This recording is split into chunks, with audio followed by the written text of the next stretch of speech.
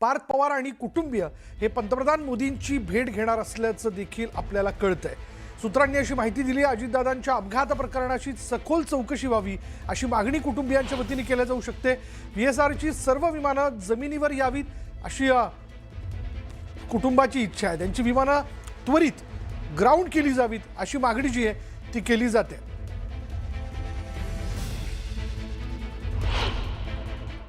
मुख्यमंत्री मोदींची भेट उपमुख्यमंत्री बहिणी होत्या, पत्नीबाई होते, मी होतो, पार्थ पवार सुद्धा होते, त्याचबरोबर ते रशीद साहेब सुद्धा होते। त्यावेळेला CBIची आम्ही चौकशीची मागणी केली होती।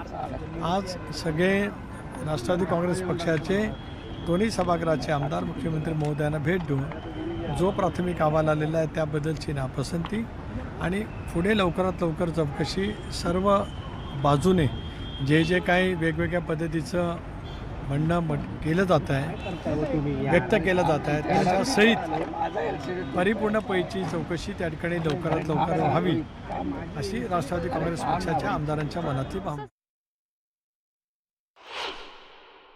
हे सर्व एक लक्षात घ्या, DGCAच्या प्रथमदर्शनी अहवालात ज्या पद्धतीच्या घोडचुका आढळून आल्या त्यामुळे ही शंका बळावलेली आहे।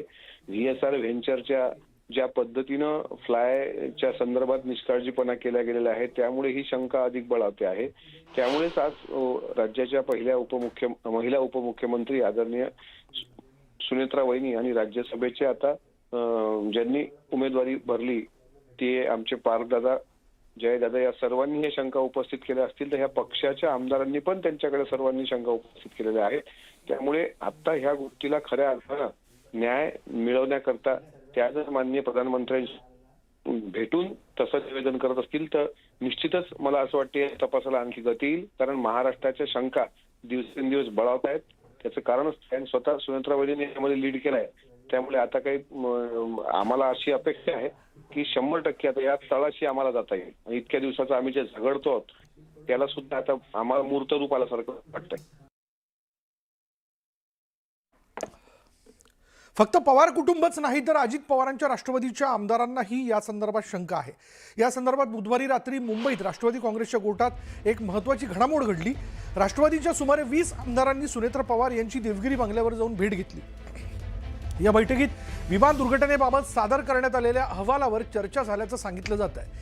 DGCAने सादर केलेल्या अहवालावर आमदारांनी अनेक शंका उपस्थित केल्यात, तसंच या प्रकरणाचा अधिक सखोल तपास व्हावा अशी मागणी करण्यात आल्याची माहिती मिळते।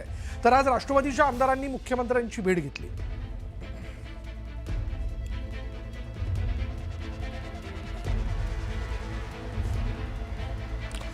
या बैठकीत नेमकं काय घडलं, काय चर्चा झाली, एक नजर टाकूयात। यामध्ये विमान अपघाताप्रकरणी CBI चौकशी कधी करणार अशी आमदारांनी विचारणा केली।